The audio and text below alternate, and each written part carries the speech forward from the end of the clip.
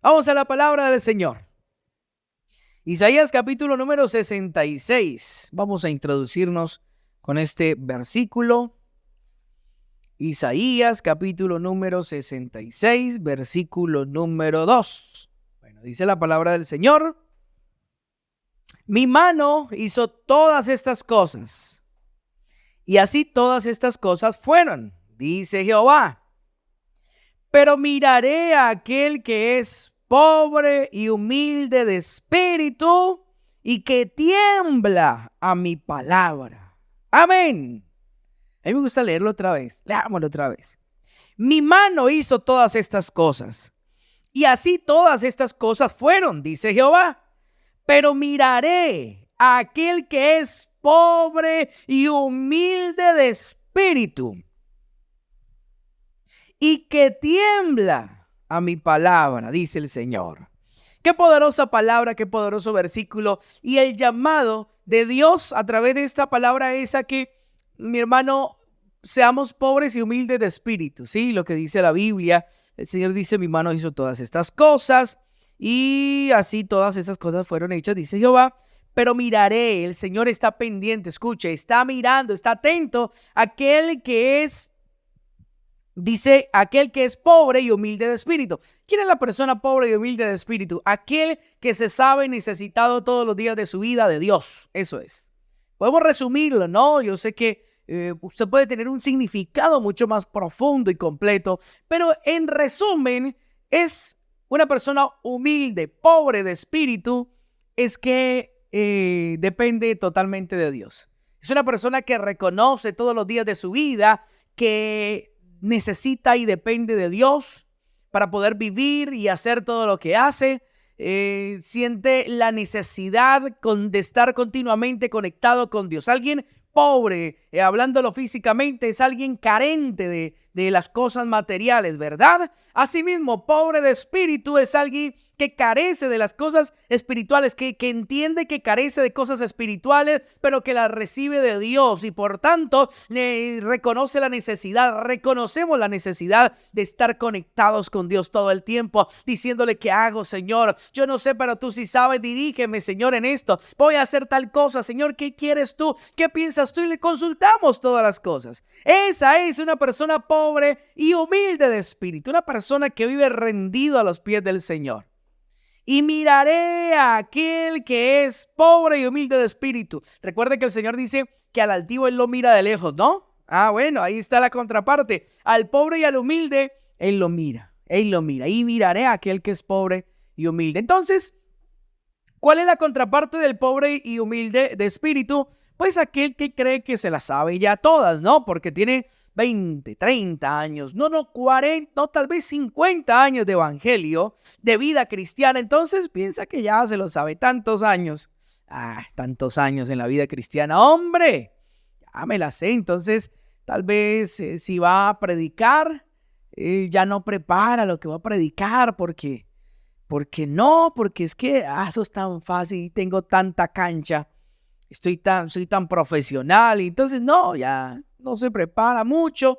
Aquel que no es pobre y humilde, que no depende de Dios todo el tiempo, pues entonces cree que ya no tiene nada que aprender, ¿no? Y entonces cree que ya sabe todo lo que tenía que saber en la vida cristiana, y por eso entonces no acepta correcciones, no acepta enseñanzas, no acepta cosas que Dios nos quiere abrir el entendimiento. Pero aquel que es pobre, y yo creo que usted y yo deberíamos ser pobres y humildes de espíritu, pues somos los que reconocemos todos los días que necesitamos aprender más de Dios. ¿Usted necesita aprender más de Dios?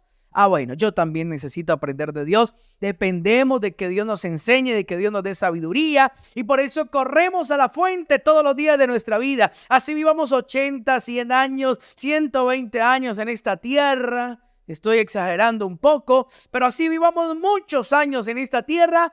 Hasta el último día de nuestras vidas podemos reconocer y entender que dependemos de Dios. Que lo que queramos hacer, si queremos hacerlo bien, debemos hacerlo de la mano de Dios, con la dirección del Señor. Eso es importante. Y remata este versículo diciendo, y que tiembla mi palabra. Mire, iglesia de Cristo, Hoy, una de las más grandes necesidades de la iglesia, de nosotros, es que respetemos la palabra del Señor. Una de las más grandes necesidades suya, mía, de la iglesia contemporánea es que respetemos la poderosa palabra del Señor. Que dejemos de estar queriendo aplicarla para los demás. Que dejemos de estar queriendo darle la aplicación que yo quiera darle.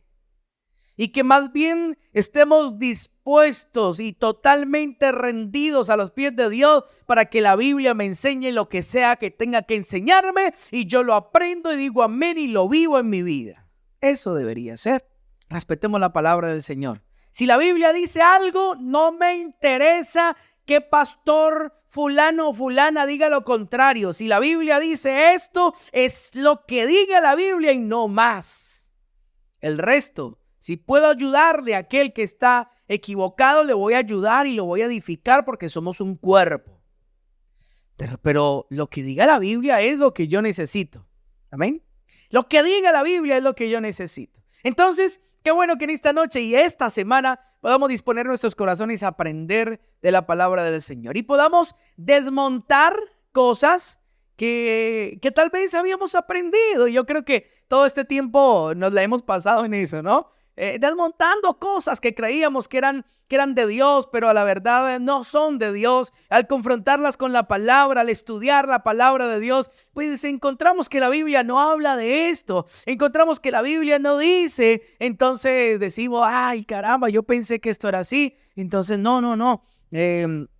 Ya no lo hago más porque la Biblia no lo dice. La Biblia lo que dice es esto. ¡Ay, qué bien, qué bendición! De eso se trata. No importa que tengamos 80 años de cristianos, no importa. Aprendamos que la actitud y la disposición a aprender de la palabra de Dios nunca la perdamos. Y que si algo a usted no le cuadra o a alguien no le cuadra, pues que no lo desechemos inmediatamente, sino que nos vayamos a la palabra, escudriñemos, estudiemos y comprobemos si es de Dios o no es de Dios. Si no es de Dios, entonces desechamos esa enseñanza. Pero si es de Dios, entonces así no me guste, así me desacomode y me mueva el banquillo, entonces yo voy a decir amén. Es lo que dice la palabra del Señor. Y yo respeto la palabra de Dios. Más que a cualquier hombre, más que a cualquier ministro, más que a cualquier doctrina, denominación o predicador, yo respeto la bendita palabra de Dios, porque ella es la que me va a hacer salvo, ella es la que me va a llevar por el camino recto y correcto de mi Señor Jesucristo. Amén. Entonces, esta semana quisiera que pudiéramos entender cosas importantísimas. Por ejemplo, vamos a Segundo Libro de Reyes, capítulo número 1. Lea conmigo, por favor, Segundo Libro de Reyes, capítulo número 1, versículo 5 en adelante. Dice la Biblia: cuando los mensajeros se volvieron al rey, él les dijo: ¿por qué os habéis vuelto? Bueno, usted puede leer el contexto, ¿no? Estaba el rey Ocosías, estaba enfermo, mandó unos mensajeros, pero para que fueran y consultaran a un dios pagano, a Baal Zebub. Y entonces el profeta Elías se los encuentra y le dice qué va a pasar con el rey por haber consultado a un dios pagano. Y entonces los mensajeros, ahí vamos en el versículo 5, se devolvieron y el rey les dijo: ¿por qué os habéis vuelto? Ellos le respondieron: encontramos a un varón que nos dijo: id y volveos al rey que os envió y decirle: así ha dicho Jehová, no hay Dios en Israel que tú envías a consultar a Baal Zebub, dios de Ecrón. Por tanto, del lecho en que estás no te levantarás, de cierto morirás. Entonces él les dijo: ¿cómo era aquel varón que encontrasteis y os dijo tales palabras? Ellos le respondieron: un varón que tenía vestido de pelo y ceñía sus lomos con un cinturón de cuero. Entonces él dijo: es Elías Tisbita. Luego envió a él un capitán de 50 con sus 50. Vale, cuidado. Luego el rey envió a Elías un capitán de 50 con sus 50, el cual subió a donde él estaba. Y he aquí que él estaba sentado en la cumbre del monte. Y el capitán le dijo: varón de Dios, el rey ha dicho que desciendas. Y Elías respondió y dijo al capitán de 50: si yo soy varón de Dios, descienda fuego del cielo y consúmate con tus 50. Y descendió fuego del cielo que lo consumió a él y a sus 50. Y caramba, tremendo. Volvió el rey a enviar a él otro capitán de 50. Oiga, otro capitán con sus 50 también. Era un ejército, imagínense, yendo allá donde Elías. Y le habló y dijo: varón de Dios, el rey ha dicho así, desciende pronto. Y le respondió Elías y dijo: si yo soy varón de Dios, descienda fuego del cielo y consúmate con tus 50. Y descendió fuego del cielo y lo consumió a él y a sus 50. Van 100, ¿no? Ay, Dios mío, tremendo. Volvió, versículo 13, volvió a enviar al tercer capitán de 50 con sus 50. Y subiendo aquel tercer capitán de 50 se puso de rodillas, pues claro, delante de Elías y le rogó diciendo: varón de Dios, te ruego que sea de valor delante de tus ojos mi vida y la vida de estos tus 50 siervos. Bueno, y de ahí en adelante sigue. Qué impresionante el poder y la autoridad que Dios le daba a los profetas en aquella época, ¿verdad? Impresionante. Cómo Elías sabía que el corazón de Ocosías era malo, corrompido, y mandaba consultar a dioses paganos, siendo un rey, siendo una persona importante allí en Israel. Y mandaba a consultar a Baal-Zebub, uno de los tantos dioses paganos que tenían, dice aquí, que el pueblo de Ecrón. Y Elías sabía que el hombre estaba pervertido, que su corazón era malo. Y cuando van a mandarlo a llamar, Elías ya había mandado el mensaje que tenía que mandar, pero el rey quiso que fuera otra vez hasta allá. Y Elías decía que descienda fuego del cielo y descendía fuego del cielo. Elías decía que no llueva y no llovía. Tremendo. Decía que vuelva a llover y llovía. Cuando se enfrentó a los profetas de Baal, decía que descienda fuego del cielo. Bueno, después de burlarse un rato de los profetas de Baal, que descienda fuego del cielo y consumió el holocausto. Impresionante. No sé si ha leído también de Eliseo. Eliseo era calvo, sí. Y una vez estaba por ahí y unos jóvenes se burlaron de él porque era calvo. Y él profirió maldición sobre ellos y vinieron unos osos y se los comieron. Tremendo, eso era cosa seria con ellos, ¿sí o no? Y con los profetas era una cosa muy tremenda. Nadie se podía meter con ellos. Nadie podía, no, eran los ungidos de Jehová. Miren, en ese tiempo los profetas eran la boca de Dios. Y lo que los profetas decían era porque Jehová lo había dicho y había que respetarlos. Eran gente ungida por el Señor. Y eran intocables, definitivamente. Eran intocables, eran personas de autoridad y de poder.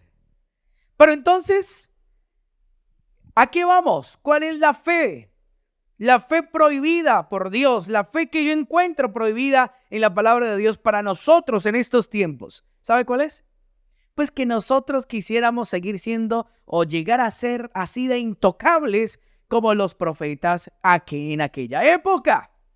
Porque nosotros entonces quisiéramos ser así de poderosos y de respetados y de ungidos y de autoridad como aquellos profetas en aquella época. Y entonces que aquel que viene a mirarme mal, a hacerme el mal ambiente, entonces yo tenga la autoridad de decir que se le seque la mano o que enmudezca por hablar mal del ungido de Jehová. Y quisiéramos tener esa autoridad, ¿no? Hablo de ministros, hablo de cristianos, de hijos de Dios, todos. Y sabemos, escúchenme y pónganme atención. Sabemos que somos linaje escogido, real sacerdocio, pueblo adquirido por Dios, ¿verdad que sí? Somos nación santa, por supuesto. Somos hijos de Dios. Somos linaje escogido, somos gente de reino. Lo somos. Usted no lo puede dudar jamás. Pero si usted y yo somos gente del reino de Dios, si somos hijos del Dios de la Biblia, del Padre de nuestro Señor Jesucristo, que es Padre nuestro también, entonces usted y yo vamos a ser del mismo espíritu que es nuestro Dios, nuestro Padre y nuestro Señor Jesucristo. Es nuestro orgullo. Hoy en día, actualmente, quisiéramos vivir como relata la Biblia. Y entonces que aquel que medio me miró mal, entonces maldecirlo y que se lo coman los osos. Que caiga un rayo del cielo y lo parta. ¿Para qué se metió conmigo? Aleluya. ¿Acaso eso dice la Biblia? Escúchenme, ¿acaso a eso nos mandó el Señor? Que entonces el hermanito que nos lleva a la contraria, nosotros que somos los directores del grupo, nosotros que somos los pastores, entonces aquel hermanito, aquella hermanita nos llama y nos contradice lo que predicamos, y nos contradice lo que enseñamos o lo que dijimos en algún momento, y nos llama la atención, y tal vez digamos en el mejor de los casos, tal vez no tenga razón, tal vez no la tenga. Entonces le guardamos nuestra posición y le decimos: tenga cuidado, hermanito, porque está tocándole el manto al ungido de Jehová. Y la otra hermanito de pronto no ha entendido, la hermanita, y le dice que no, que usted está equivocado, pastor, hermano, director, líder, servidor, usted está equivocado, no puede ser así. Y entonces le hace la mala atmósfera, y entonces ya cuando llega a la iglesia lo mira como feo, como rayado, y entonces, voy a orar para que se abra la tierra, como la rebelión de Coré, ¿se acuerda? Se abra la tierra y te trague. ¿Para qué te metiste conmigo? No, espérate. Eso era el Antiguo Testamento, sí. Sí, eso era ya en el Antiguo Testamento, la gente rebelde para que se derramara sangre y por el derramamiento de sangre hubiese remisión de pecados y muchas cosas más. Pero ¿qué dice la Biblia para este tiempo? Pero ¿cuál es la fe? ¿Cuál debería ser tu fe y mi fe hoy en día, año 2020? Y vamos para el 2021. ¿Cuál debería ser? ¿Seguir maldiciendo y matando a gente y mandándolas al infierno? ¿O qué debería ser? ¿Cuál debería ser mi fe? O tal vez como Elías, tener la fe para que descienda fuego del cielo y consuma a aquel que me hace la guerra, aquel vecino que me mira mal y me dice cristiano pandereto, lambeladrillo, y me mira mal, o aquel que comenta cosas desfavorables y feas en mis transmisiones. Entonces yo poder decirle: Señor, alcánzalo y chamóscalo, Padre. ¿Sí? ¿Esa debería ser mi fe? No. La palabra del Señor dice en Lucas capítulo 9 versículo 51, y pensé que me iba a demorar más en llegar a esta palabra, pero no, aquí estamos. Lucas capítulo número 9 versículo 51 nos dice la bendita palabra del Señor. Dice la Biblia, 9:51 de Lucas: cuando se cumplió el tiempo en que él había de ser recibido arriba, afirmó su rostro para ir a Jerusalén. Y envió mensajeros delante de él, los cuales fueron y entraron en una aldea de los samaritanos para hacerle preparativos. Mas no le recibieron, porque su aspecto era como de ir a Jerusalén. Viendo esto, sus discípulos Jacobo y Juan dijeron: Señor, ¿quieres que mandemos que descienda fuego del cielo como hizo Elías? Ellos habían leído, claro. ¿Quieres que mandemos que descienda fuego del cielo como hizo Elías y los consuma? Escúcheme, ellos tenían fe.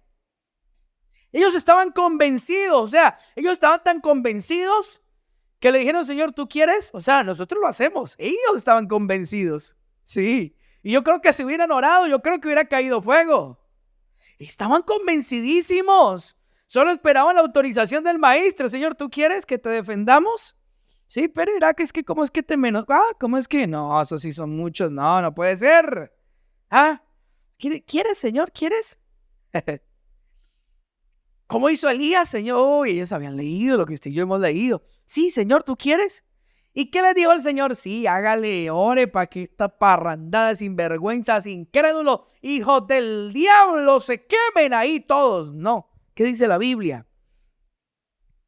Dice la palabra del Señor, versículo 55. Entonces, volviéndose él, los reprendió, los regañó. No dice la Biblia, los exhortó, les aconsejó. No, los regañó y les dijo: vosotros no sabéis de qué espíritu sois. Escúcheme. El Señor les dijo: ustedes están desubicados. Tienen mucha fe, pero tienen una fe que no es correcta.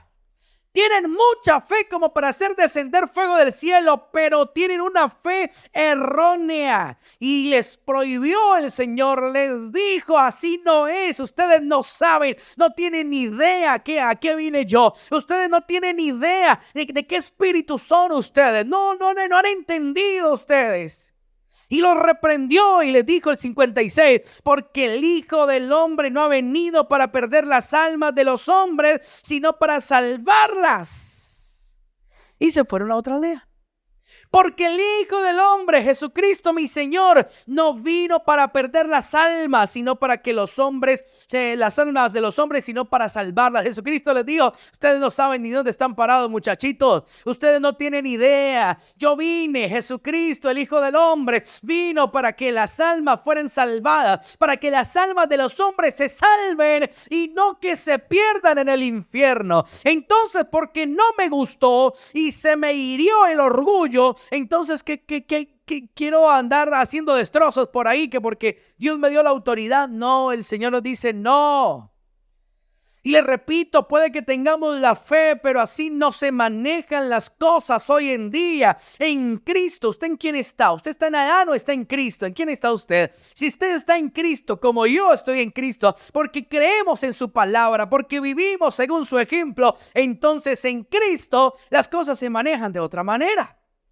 Las cosas se manejan bajo el principio de aquel que nos dio el nombre. Nos llamamos cristianos por Jesucristo mi Señor. Y aquel que nos dio nombre, que nos dio identidad, aquel que nos salvó y pagó el precio para que usted y yo pudiésemos hoy llamarnos hijos de Dios, nos está enseñando y nos está diciendo: ojo, ojo cristianos, ojo iglesia de Dios, ojo que no sea que de pronto ustedes estén desubicados y no sepan de qué espíritu soy. No sea que estén orando para que el pecador se muera y se consuma y sea una desgracia terrible, porque no saben de qué espíritu son, porque Jesucristo no vino a esta tierra para que la gente se pierda en el infierno por causa de Él. No, Jesucristo vino a esta tierra para que por causa de Él la gente pueda salvarse del infierno, pueda conocerle, no importa lo que haya hecho, pueda conocerle y confesar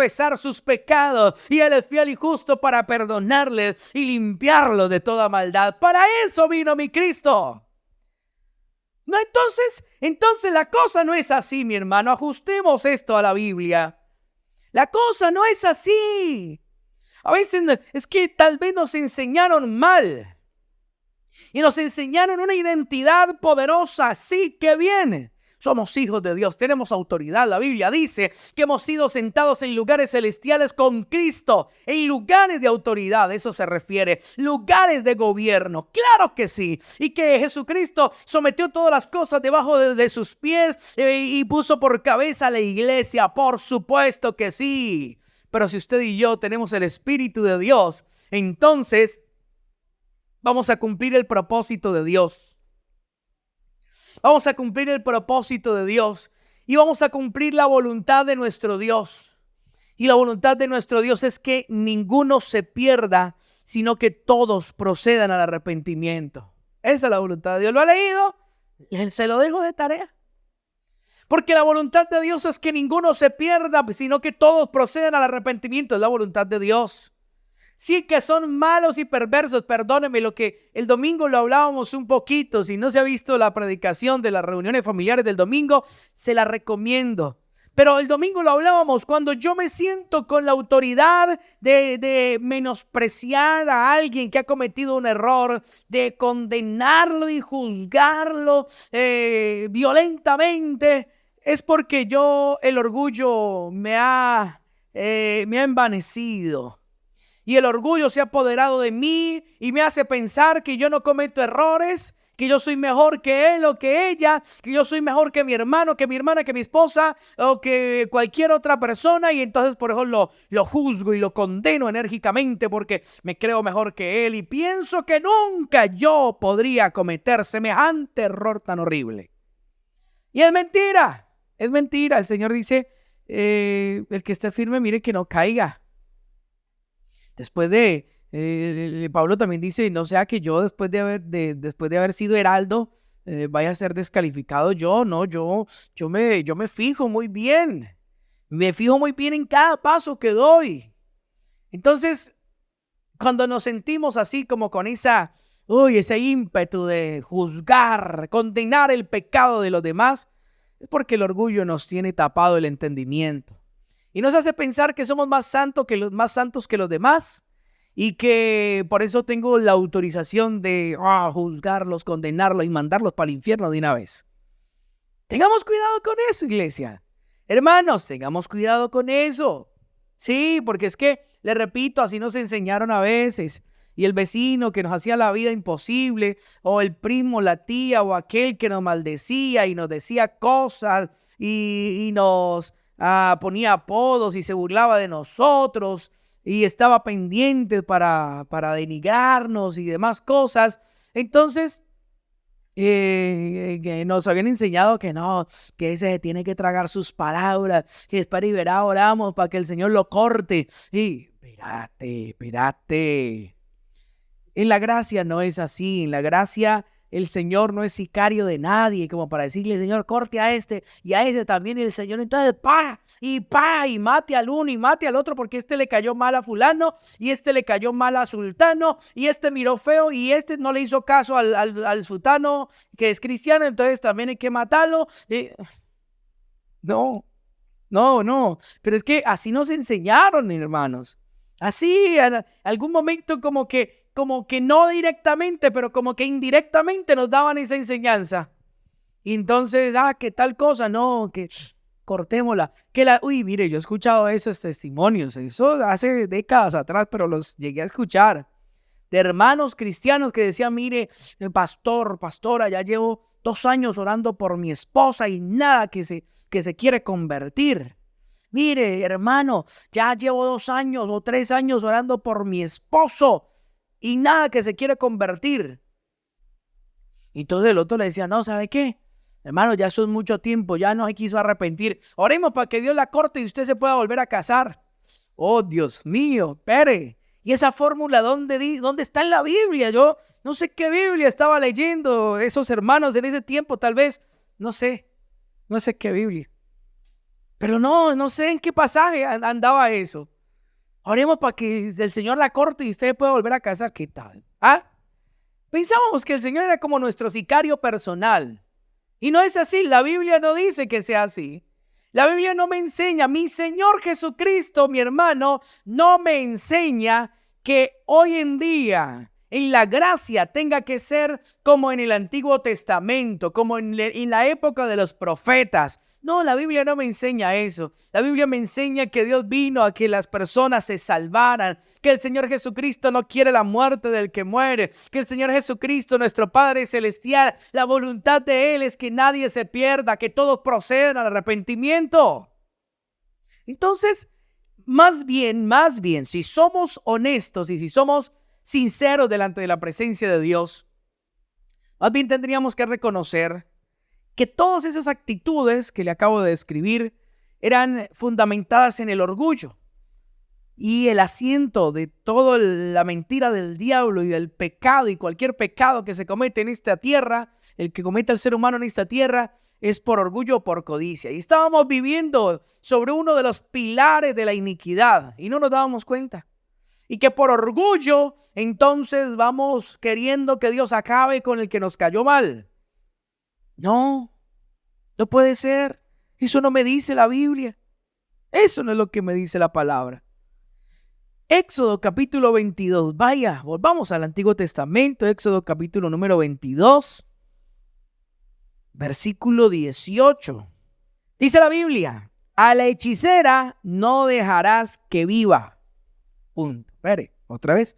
A la hechicera no dejarás que viva. La hechicera tenían que morir, que tenían que matarla en el pueblo de Israel, apedreada, no sé cómo, pero la hechicera no podía vivir, dice la palabra del Señor. No dejarás que viva la hechicera, le darás muerte, es lo que dice la palabra. Pero entonces esto también lo queremos tomar para hoy en día. Y entonces, como también nos enseñaron a darle muchísima relevancia a las obras de las tinieblas, el Señor dice, no las ignore, no podemos ignorarlas. No ignoréis las obras de las tinieblas, más ni participéis de las obras infructuosas de las tinieblas, más bien reprenderlas. No ignoréis las obras del diablo, no las ignoramos, claro, no podemos ignorarlas. Pero tampoco podemos, mi hermano, entronarlas y darles el protagonismo, como hemos aprendido, que durante mucho tiempo estuvimos dándole el protagonismo de nuestra vida al enemigo, a Satanás. Y entonces todo lo que sucedía era el diablo. Y error que cometíamos, el diablo. Y mentira que éramos malos administradores, malgastábamos el dinero, no administrábamos bien. Y entonces teníamos problemas económicos y decíamos que el diablo se nos había levantado en la economía. Éramos unos patanes con la esposa, éramos unos malos hombres, unos malos maridos. Y entonces la esposa se iba de la casa y de la casa de ese cristiano aburrida, harta. Y entonces la culpa no era de aquel cristiano patán, mal hombre, no, la culpa era del diablo que se le había levantado, sí, y así, casi como así tantas cosas más. Pero entonces resulta que se le había también, habíamos acostumbrado y habíamos aprendido a darle también mucho énfasis y mucho protagonismo al brujo, al hechicero y al santero y al chamán y todas estas personas ocultistas y todo esto, y le damos demasiado protagonismo también. Y le repito, no hay que ignorarlas, hay que acabar con esas obras de las tinieblas y anular todos esos trabajos de los ocultistas, y están anulados. Pero nos habían enseñado a darle demasiado protagonismo. Entonces, cuando por allí nos decían, uy, es que por acá detrás de la iglesia, o es que por acá al frente de su casa, mi hermano se pasó un brujo, una hechicera y eso, mejor dicho, o tal vez la veíamos que pasaba y nos echaba agüitas en la puerta de la casa, o hacía rezos y cosas y la veíamos, o lo veíamos un brujo, una hechicera, no sé, un santero, espiritista, chamán, lo que sea, y hacía cosas y no sé qué vainas y todo el asunto. Entonces empezábamos así, para ti veré, la hechicera no dejarás que viva, padre. Mátala, pues así nos decíamos, ¿no? Pero Señor, córtale el hechicero, al brujo no vivirá. Quémala, Señor. Entonces yo le digo, pues confrontémonos con la palabra del Señor. El hechicero, el brujo, no está bien, es del diablo, claro que sí. Pero pregunto, perdóneme que le cuestione su fe un momentico. ¿Será que el Señor Jesucristo vino a morir a excepción de los hechiceros, de aquellos que practicaran el ocultismo alguna vez? No, mi Señor Jesucristo también derramó su sangre, murió en la cruz por aquellos que hacen maldades, por el homicida, por el violador, por el hechicero, por el chamán, por el satanista, el espiritista, por toda esa gente, por el que es un papá desobligado, como por el mentiroso, como por el que hace la guerra. Por todo mi Señor Jesucristo vino a morir. ¿Y acaso Dios quiere que esa persona entonces se muera? No. Le repito, lo que pasa es que le dábamos tanto protagonismo que nos llenábamos de miedo, de temor, y entonces no sabíamos qué hacer, sino que acordarnos de esto y decirle, Señor, acábalo, Señor, que caiga un rayo, quémala. Pero el Señor dice, no, yo no quiero la muerte del que muere. Deberíamos más bien estar convencidos, escúcheme. Deberíamos más bien estar convencidos de lo que la Biblia dice y lo recitamos, pero a veces en ese punto como que no nos aplica. Si Dios está conmigo, entonces ¿quién contra mí? Lo dice la palabra, ¿verdad? Y lo recitamos. Si Dios es por mí, ¿en quién contra mí? Lo dice la Biblia. Entonces, ¿por qué teme que le echen agüita a la puerta? Anule eso no tiene poder, no tiene poder. Los ídolos nada son, dice la palabra del Señor, y todas esas desgracias y todos esos conjuros de los espiritistas y de los hechiceros nada son. Si usted y yo andamos en obediencia con Dios, si usted y yo agradamos a Dios, hermano, perdóneme, pero eso ni pequeña detrás de la oreja nos puede dar. así llegue ni el brujo más brujo de todos los brujos del embrujo, así llegue a la puerta de la casa y nos eche una cantidad de aguas y hediondas e inmundas y haga una cantidad de rezos, hermano, mire, eso no le tiene que dar a usted ni piquilla en el ombligo. Porque es que el Todopoderoso está con usted y está conmigo. Y si andamos en obediencia al Señor, y si andamos agradando al Señor, si andamos del lado de nuestro Padre Celestial, tomados de su mano, entonces, mi hermano, eso nos podemos reír y saber que eso no nos puede afectar ni a mí, ni a usted, ni a su familia, ni a nadie, porque el Todopoderoso está con nosotros, y si Él es con nosotros, ¿quién contra nosotros? ¡Punto! ¿O no aplica la Biblia ahí? ¿Ah? Entonces, como no entendíamos ese punto y nos gustaba más como no sé, yo creo que habíamos visto como muchas películas de acción, muchos, no sé qué será, pero nos gustaba más la emoción de decir, oh, me están haciendo hechicería, debe ser que yo soy un tremendo duro, un peligro para el reino espiritual. Por supuesto que sí. Usted es un peligro para el mundo de las tinieblas, para el reino de las tinieblas. Usted es un peligro. El diablo te tiene miedo, pero si andamos conforme a la palabra de Dios. El diablo me tiene miedo si yo me alineo con la Biblia. Por eso él quiere todo el tiempo distraernos y confundirnos y ponernos a vivir unas locuras y unas mentiras terribles para que nos apartemos de la Biblia. Y apartados de la Biblia, somos inocuos para él y para las tinieblas. Somos inofensivos para él, para Satanás y para las tinieblas. Apartados de la Biblia, somos inofensivos para Satanás y el reino de las tinieblas. Pero alineados a la Biblia, usted es un peligro, usted es una bomba atómica, yo soy un peligro para el reino de las tinieblas cuando estamos alineados con la Biblia en nuestra vida, nuestro hogar, y lo procuramos todos los días de nuestra vida. Claro que sí. Pero entonces creíamos que eso era una medalla extra. Y si nos decían, no, hay 3 brujos dándole a usted, oh, tremendo. Y lo contábamos como una medalla. Aquí, pum, brujo 1, brujo 2 y brujo 3. Ya me están persiguiendo porque es que, entonces vamos, hermano. Uy, duro, mire, me ha tocado difícil. No, hermano, no le dé protagonismo a eso. Pero entonces, todo esto para decirle que por eso era que concluíamos en que había que pedirle a Dios que matara al brujo. Mátalo, Señor, acábalo, que no viva, Señor, como lo dice tu palabra. Sí, pero espere, eso está por acá como bastante atrás, ¿no? Pero bastante adelante está lo que dice la palabra del Señor. Está lo que dice la Biblia. ¿Qué dice en Ezequiel? ¿Qué dice, en Romanos capítulo 12? ¿Qué dice la palabra del Señor? Romanos capítulo número 12, versículo 14. Bendecid a los que os persiguen. Bendecid y no maldigáis, dice la palabra del Señor. Otra vez, léalo por favor. Bendecid a los que os persiguen. Hay un brujo persiguiéndote, una hechicera persiguiéndote. ¿Qué dice la Biblia que hay que hacer? Señor, mátala, ¿sí? No. Bendecid a los que os persiguen. Bendecid y no maldigáis. Punto. Actualicémonos. Mire, recuerdo que estábamos muy recién llegados a la vida cristiana. Y recuerdo que nos enseñaron de esa manera.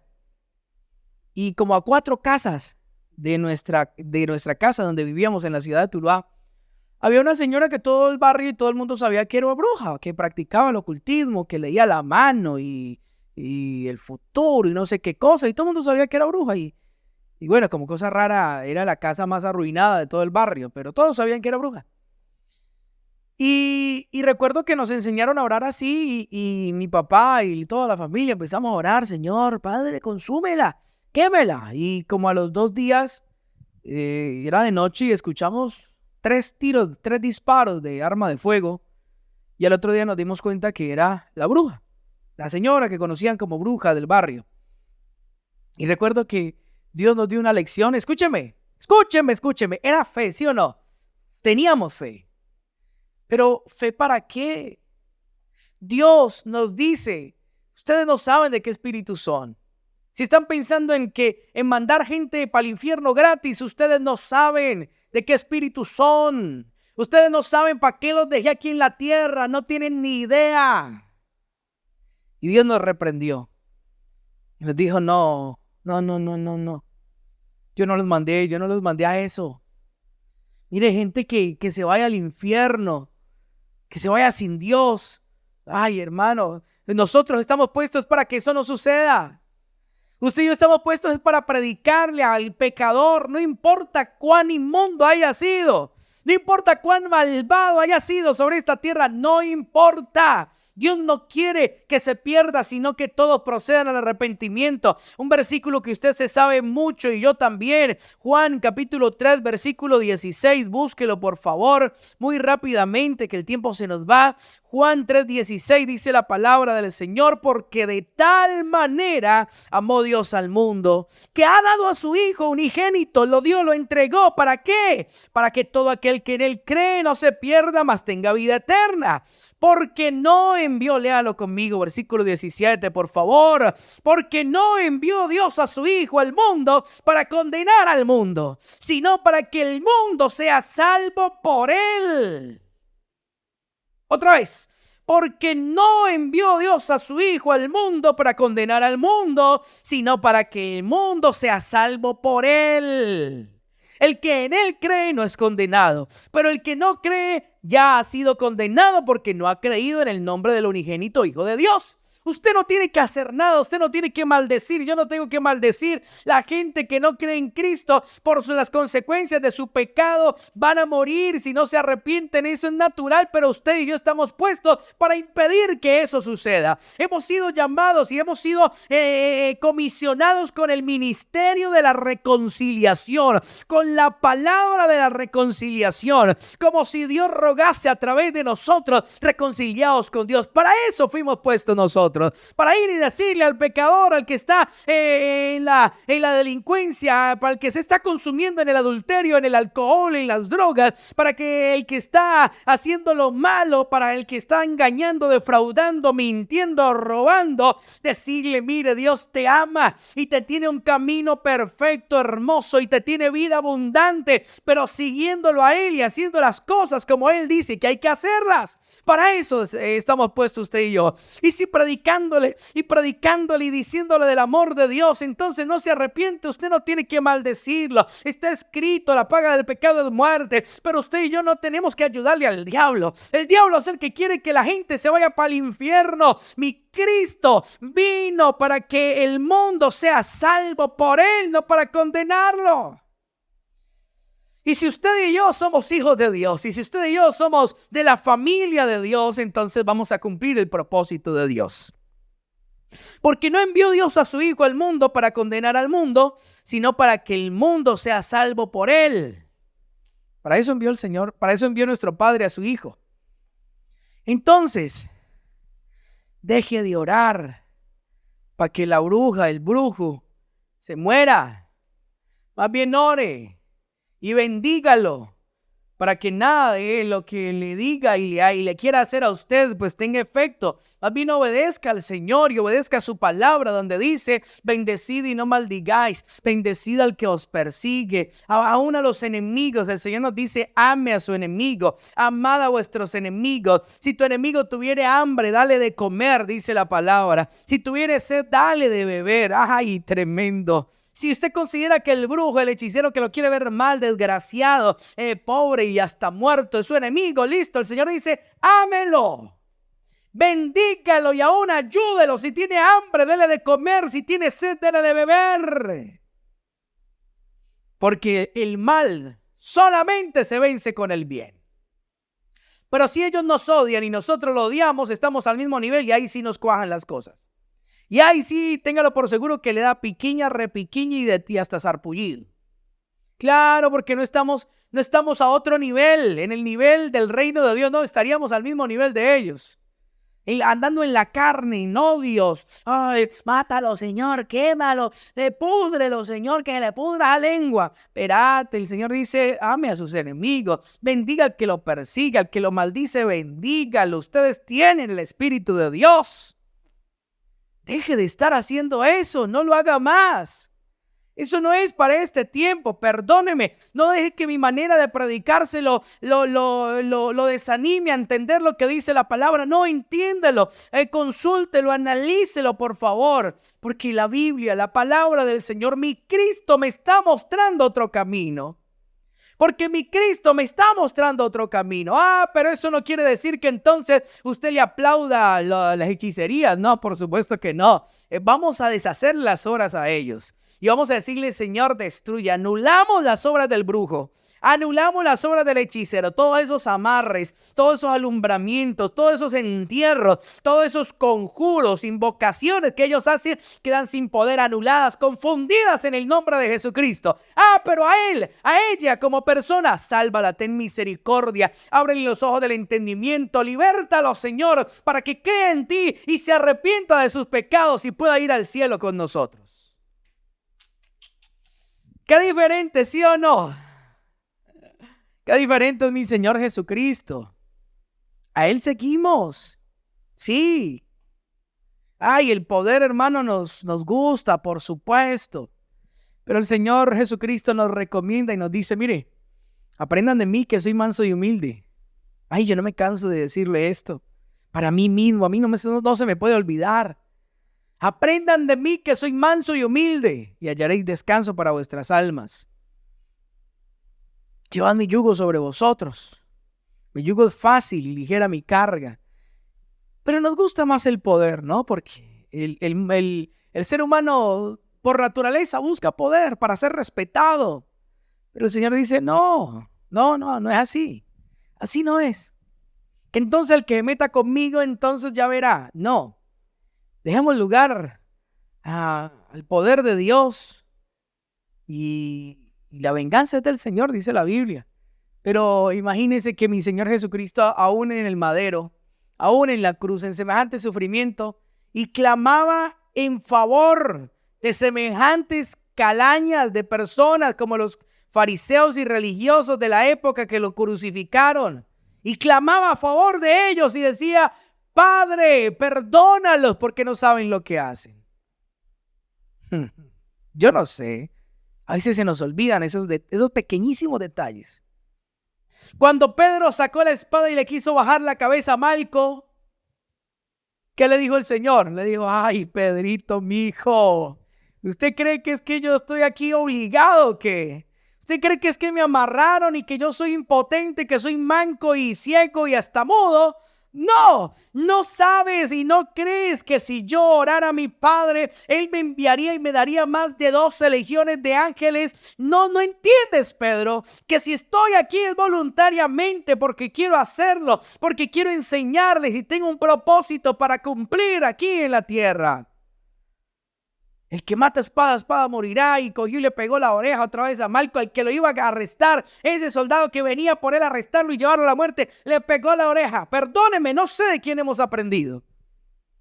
Pero el Señor nos dice, ojo, que ese no es mi espíritu. El que quiere vivir matando a la gente y que le llegue desgracia a aquel porque me miró mal o porque me dijo no sé qué o porque me deseó lo malo, entonces que le caiga una sarna maligna y que la ruina le llegue porque entonces no cumplió mis requisitos. No, eso no es de Dios. Estaríamos ayudándole al diablo. El diablo es el que vino a traer desgracia al mundo, a hurtar, matar y destruir. Ese es el diablo. Pero el Señor vino para que tengamos vida y vida en abundancia. ¿De qué espíritu sos?